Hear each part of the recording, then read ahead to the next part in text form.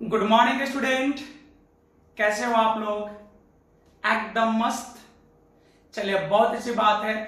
और आज हम लोग पढ़ने वाले हैं एकदम मस्त थ्योरी, गॉस थ्योरम। क्या पढ़ने वाले हैं? Gauss theorem. And this theory is very very important for your board exam.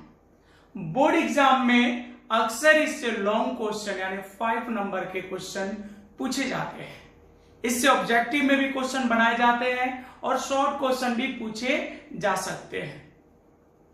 तो गॉस थ्योरम को स्टार्ट करने से पहले पिछली क्लास में हुए टॉपिक इलेक्ट्रिक फ्लक्स की थोड़ी सी चर्चा हम लोग कर लेते हैं। तो इलेक्ट्रिक फ्लक्स में हम लोग पढ़े थे कि अगर एरिया यूनिफॉर्म हो तो इलेक्ट्रिक फ्लक्स कैलकुलेट करते थे phi equal to E vector dot A vector, मतलब ए कॉस थीटा। अगर एरिया वेक्टर यूनिफॉर्म हो तो किस फॉर्मूले का यूज करते थे?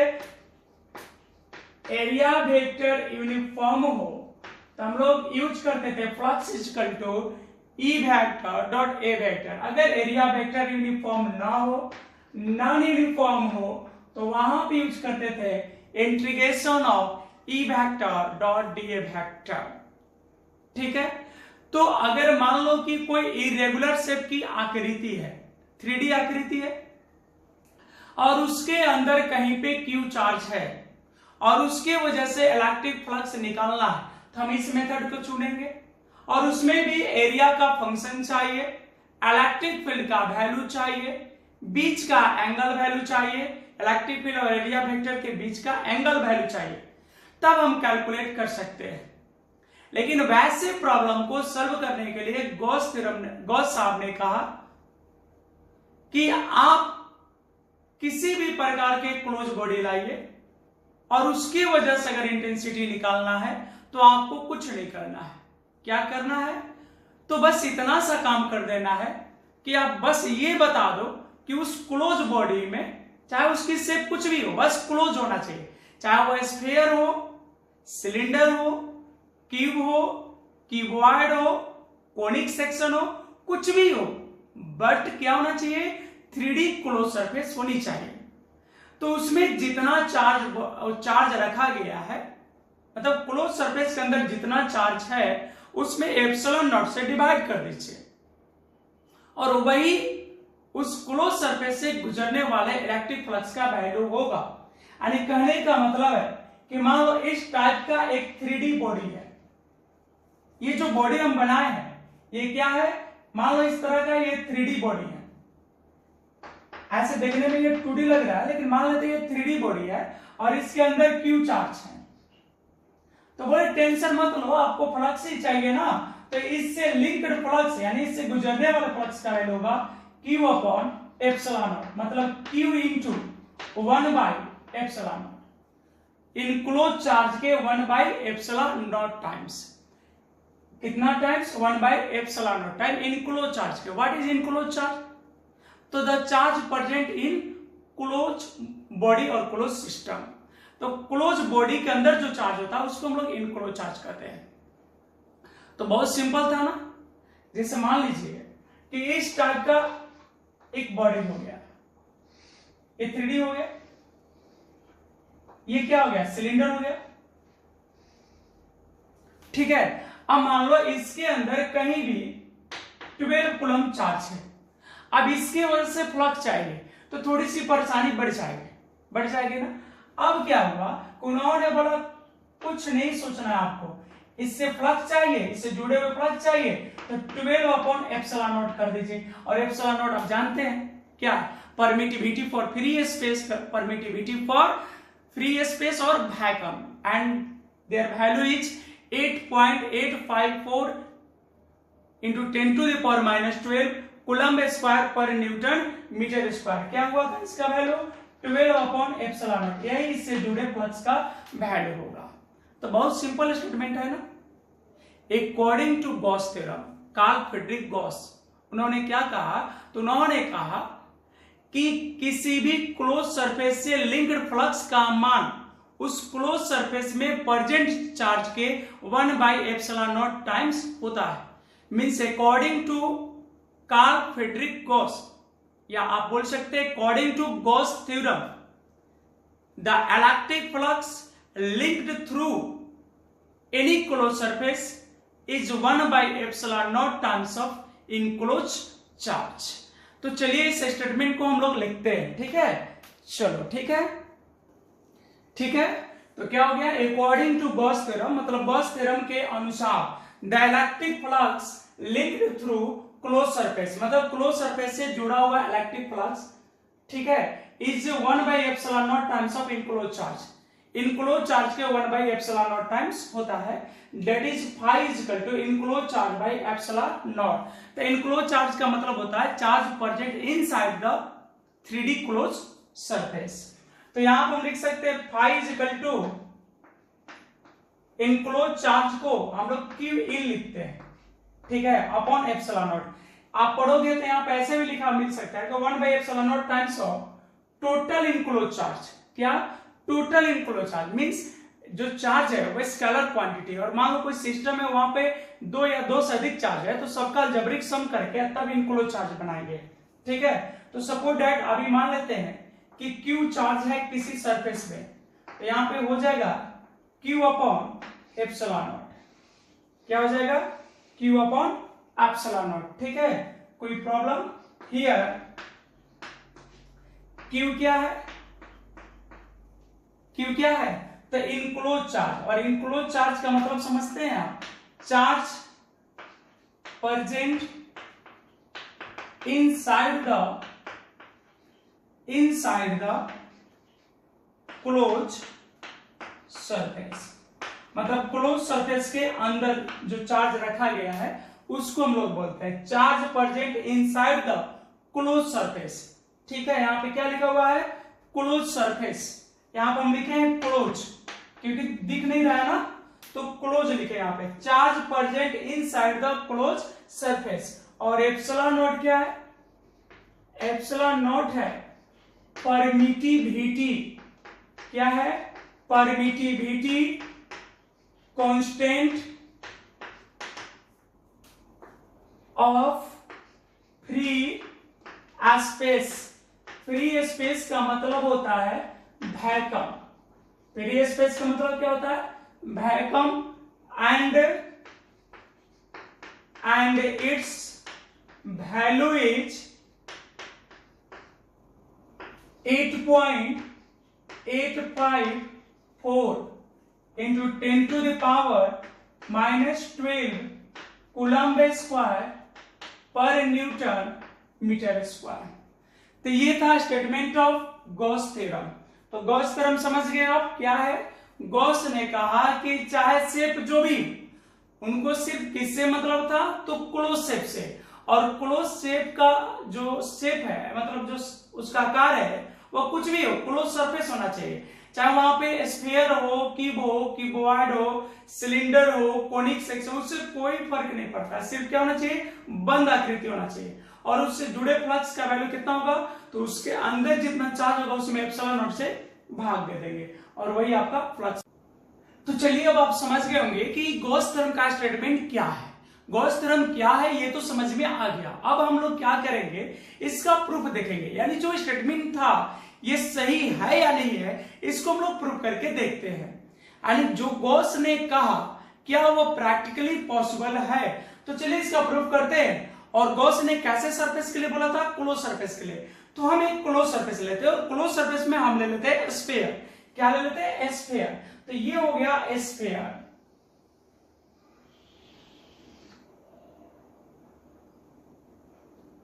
हमने ले लिया एक स्फीयर, ये हो गया स्फीयर, और इसका मान लेते हैं कि रेडियस कितना है, इसका रेडियस है small R, and small R radius का हमने एक सरफेस ले लिया और इसको क्लोज सरफेस माने। तो देखिए क्या होगा कि ये स्फीयर है, तो स्फीयर का जो एरिया वेक्टर होगा वो सरफेस पे परपेंडिकुलर होगा, बट यहां लोगे आप इस पॉइंट को अगर कंसीडर करोगे तो इस पॉइंट पे एरिया वेक्टर कुछ ऐसे होगा, इस पॉइंट पे आपका एरिया वेक्टर किधर होगा, ऐसे ऊपर की ओर होगा, यहां पे एरिया वेक्टर ऊपर की ओर होगा। अगर यहां पे लोगे आप तो एरिया वेक्टर इधर होगा।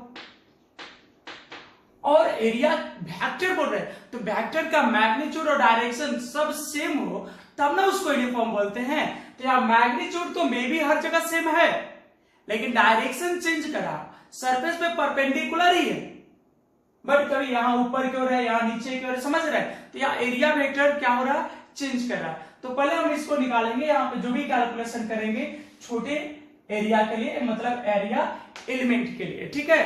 तो यहाँ पे जो इलेक्ट्रिक फ्लक्स कैलकुलेट करने का मेरा फॉर्मूला होगा phi equal to E vector dot A vector नहीं होगा, वह कब होगा, यूनिफॉर्म एरिया के लिए। तो यहाँ पे क्या करने वाले हम, वह यूनिफॉर्म एरिया और यूनिफॉर्म इलेक्ट्रिक फील्ड के लिए। तो यहाँ पे हम लोग क्या करने वाले हैं, यहाँ पे हम लोग करने वाले हैं इलेक्ट्रिक फ्लक्स के लिए phi equal to E vector dot d A vector. तो चलिए यहाँ पे एक इमेजिनेशन लेते हैं, ये हो गया एरिया वेक्टर, ठीक है। और सपोज दैट इसी पॉइंट पर हमको इंटेंसिटी निकालना है। तो यहां पे अगर कोई चार्ज हो, क्यू चार्ज, किसमें, स्फीयर में कोई चार्ज तो रखना होगा, तभी इसके वजह से फ्लक्स निकालेंगे। तो यहां पॉजिटिव है और जिस पॉइंट पे निकालना है तो इंटेंसिटी भी आउटसाइड, इंटेंसिटी भी क्या हो गया, आउटसाइड हो गया, कितना, ई वेक्टर। तो यहाँ इंटेंसिटी और एरिया वेक्टर दोनों क्या हो गए, सेम डायरेक्शन में। तो जब दोनों सेम डायरेक्शन होंगे तो थीटा का वैल्यू कितना हो जाएगा, 0 डिग्री। तो चलिए कुछ यहाँ पे मान लेते हैं, let us consider a sphere, let us consider a sphere whose radius is a small r, और इसकी रेडियस कितना है, स्मॉल r है, एंड इनक्लोज चार्ज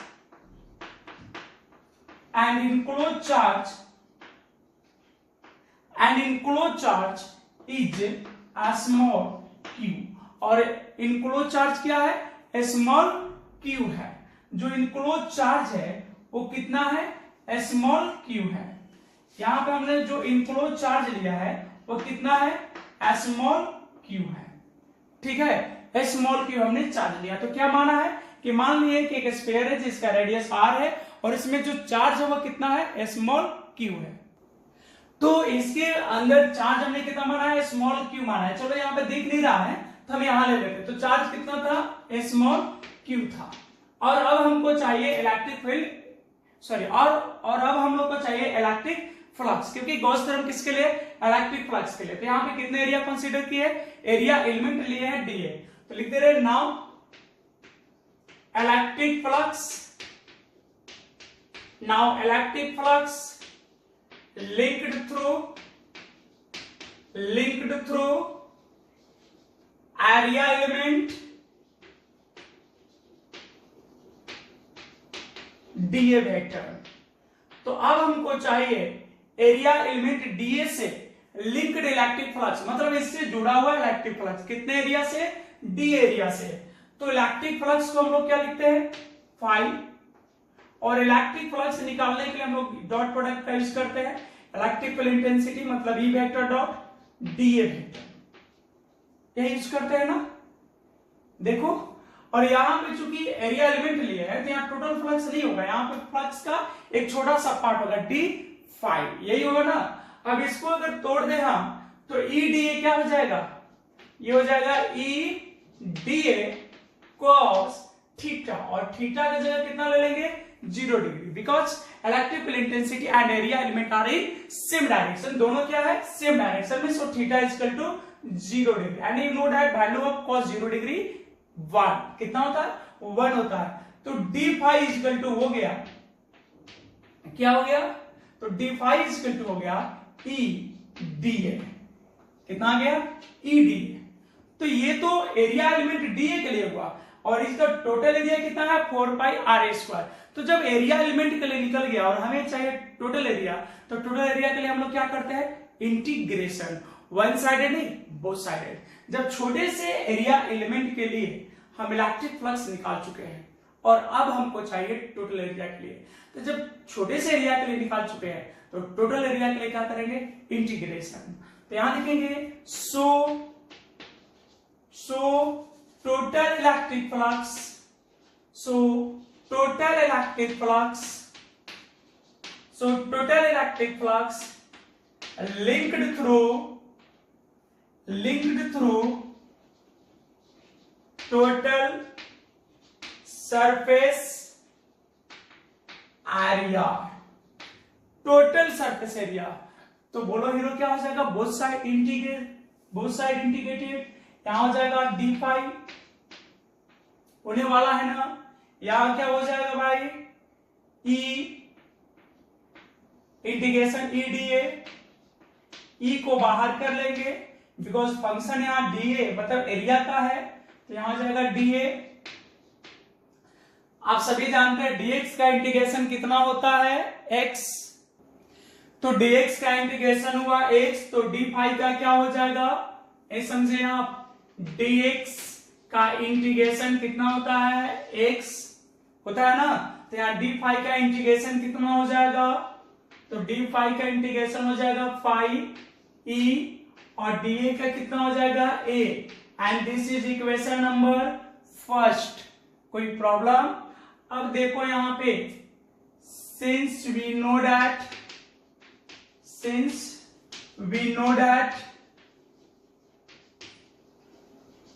जैसे मान लो यहां पे पॉइंट P था, यहां पे चार्ज था, तो ये रेडियस जो था स्फीयर का, जो रेडियस था वही ना डिस्टेंस का काम कर रहा था।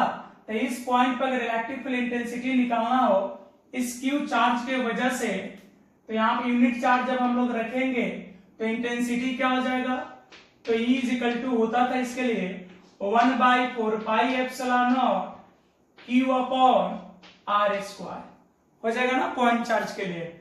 अब क्या था, एरिया चाहिए, तो एरिया इज इक्वल टू हो जाएगा 4 पाई R स्क्वायर, कितना हो जाएगा 4 पाई R स्क्वायर, क्योंकि जो सरफेस है वह स्फीयर है और स्फीयर का टोटल सरफेस एरिया कितना होता है 4 पाई R स्क्वायर।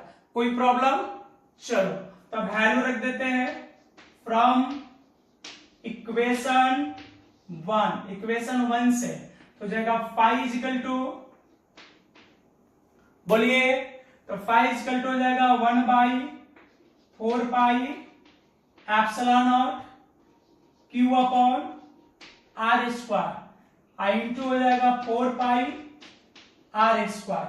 देखो R स्क्वायर कट जाएगा और ये 4 पाई कट जाएगा, तो फाई इक्वल टू क्या बच गया, ऊपर क्या रह गया यहाँ पे Q, अब बेटा कितना हो गया एप्सिलॉन नॉट, नहीं या इसी को लिख सकते हैं Q इंटू 1/एप्सिलॉन नॉट। तो यही गॉस साहब कहते हैं ना, गॉस साहब का स्टेटमेंट यही था, तो ये आपका प्रूफ हो गया।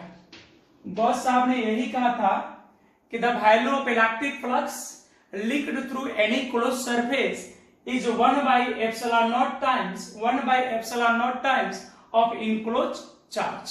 तो यहां से गॉस थ्योरम क्या हुआ, प्रूफ हुआ। अब देखते हैं गॉस थ्योरम से जुड़ी हुई कुछ point.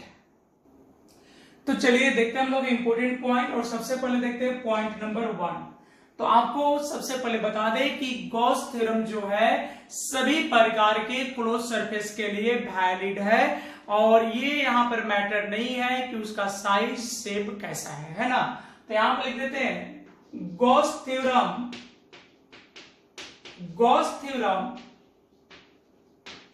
Is valid for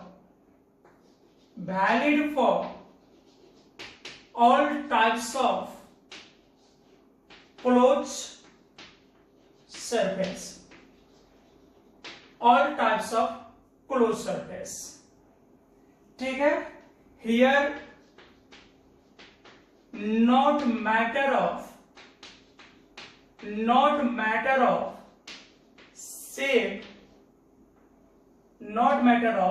shape and size of surface, not matter of shape and size of surface. तो सभी प्रकार के बंद सरफेस के लिए गॉस थ्योरम क्या है, सही है, और यहां उसका शेप और साइज मैटर नहीं रखता है। अब दूसरी बात है, कहने का मतलब है कि जैसे मान लो एक स्फीयर इतना बड़ा है और एक स्फीयर इतना बड़ा है, अगर दोनों के अंदर 10 कूलम चार्ज है तो दोनों का जो फ्लक्स होगा वह सेम होगा, दोनों का फ्लक्स क्या होगा, सेम होगा, ठीक है ना। तो यहां पे सेकेंड नंबर पर हम आते हैं या मान लो यहाँ पे इसके बदले में एक ऐसा सिलेंडर होता है और उसमें भी 10 कूलम चार्ज होता है, तो उस पे भी सेम होगा, ये तीनों पे बराबर होंगे। तीसरा नंबर की जो क्लोज सरफेस के लिए गॉस थ्योरम वैलिड है, जिस क्लोज सरफेस के लिए गॉस थ्योरम वैलिड है उस क्लोज सरफेस को हम लोग गॉसियन सरफेस कहते हैं। कौन सा सरफेस कहते हैं? Gaussian surface. तो क्या लिखते हैं यहाँ पे? Close surface, close surface. और जनरली किसको हम लोग लेते हैं? Like as sphere, cylinder, cube, cuboid, etc. are taken Gaussian surface. Gaussian नहीं दिख रहा है ना? It is are taken Gaussian surface. और इस सब को हम लोग मानते हैं, इस सब चीजों को क्या मानते हैं हम लोग? गॉसियन सरफेस मानते हैं। ठीक है, इस सब चीजों को हम लोग कहते हैं क्या? गॉसियन सरफेस कहते हैं। चलिए पॉइंट नंबर 3 देखते हैं। मान लो एक क्लोज सरफेस है और उसमें बहुत सारे पॉइंट चार्ज है, तो जो फ्लक्स होगा, जो हम लोग टोटल इनक्लोज चार्ज लेते हैं, वह सभी पॉइंट चार्ज के अलजेब्रिक सम के बराबर होगा। ठीक है, तो यहां पर लिख दे रहा है if many point charge, if many point charge Q1, Q2, Q3 dot Qn are present in close surface है, यहां पे आप गॉसियन सरफेस भी बोल सकते हो, then phi is equal to हो जाएगा, पहले सभी को जोड़ लेंगे हम, तो फाई इज इक्वल टू क्या हो जाएगा? Q1 plus Q2 plus dot dot Qn upon epsilon, यानी जो इनक्लोज चार्ज होगा उस सबको जोड़ देंगे। ठीक है, तो पॉइंट से आपको कोई प्रॉब्लम नहीं होना चाहिए, जो भी बताया वो समझ में आया होगा, है कि नहीं? अब देखते हैं चौथा पॉइंट। बोलिए, या बोलिए कि ये बोर्ड में आया हुआ ऑब्जेक्टिव है, या फिर कहें कि ट्रिपल ई में पूछा हुआ ये क्वेश्चन है। ट्रिपल ई इंजीनियरिंग में और जी मेन में ये पूछा हुआ क्वेश्चन है। क्या था क्वेश्चन? तो क्वेश्चन था कि एक सिलेंडर है, ये आपका सिलेंडर हो गया, इसमें कह रहा था कि एक इलेक्ट्रिक डाइपोल है, यहां पे चार्ज माइनस क्यू है, यहां पे चार्ज प्लस क्यू है, और आपको बताना था कि इससे जुड़े फ्लक्स का वैल्यू क्या होगा, मतलब इस सिलेंडर के लिए फ्लक्स का वैल्यू क्या होगा। इसके चूंकि ये क्वेश्चन एमसीक्यू टाइप का था, तो इसके 4 ऑप्शन थे। एक था Q अपॉन एप्सिलॉन नॉट, एक था 2Q अपॉन एप्सिलॉन नॉट, एक था नन ऑफ दिस, और कुछ एक और डाटा था शायद minus Q upon epsilon not. तो बोलिए क्या होगा यहाँ पे? बोलिए, तो यहाँ पे मतलब कहने का मतलब है कि प्लस Q और माइनस Q दोनों को हम जोड़ेंगे तो रिजल्ट क्या हो जाएगा? 0 हो जाएगा ना। हाँ, एक ऑप्शन था 0, तो यहाँ पे क्या हो जाएगा? फ्लक्स इज इक्वल टू हम कर देंगे प्लस Q और minus Q upon epsilon not, तो ये तो 0 हो गया, और 0 में एप्सिलॉन नॉट से भाग देंगे क्या आ जाएगा? 0, तो इसके लिए फ्लक्स का वैल्यू क्या होगा? 0। तो अगर किसी सिस्टम में क्लोज सरफेस में इलेक्ट्रिक डाइपोल प्रेजेंट हो, तो उसकी वजह से इलेक्ट्रिक फ्लक्स का वैल्यू कितना होता है? 0 होता है। क्या होता है? 0 होता है। और उम्मीद कर रहे हैं कि आप गॉस थ्योरम समझ में आपको आया होगा, और अगले टॉपिक में हम लोग इसका एप्लीकेशन और न्यूमेरिकल करेंगे, पहले न्यूमेरिकल फिर एप्लीकेशन को शुरू करेंगे। तो उम्मीद करते हैं आपको पूरी तरह समझ में आ गया होगा, और आज के लिए इतना ही बताने वाले हैं आपको। तो चलिए एक बार फिर से कहेंगे कि चैनल को लाइक करें, सब्सक्राइब करें और दोस्तों के साथ शेयर करें। प्लीज प्लीज अगर आप मेरी वीडियो को देखते हैं तो सब्सक्राइब जरूर कीजिए, ठीक है, और उसके जो बेल आइकॉन है उसको भी आप पुश कर दीजिए, जिससे कि आपको मेरे न्यू वीडियो का नोटिफिकेशन आपको समय पे मिलता रहे। चलिए दीजिए इजाजत, आज के लिए इतना ही, मिलते हैं नेक्स्ट क्लास में। धन्यवाद।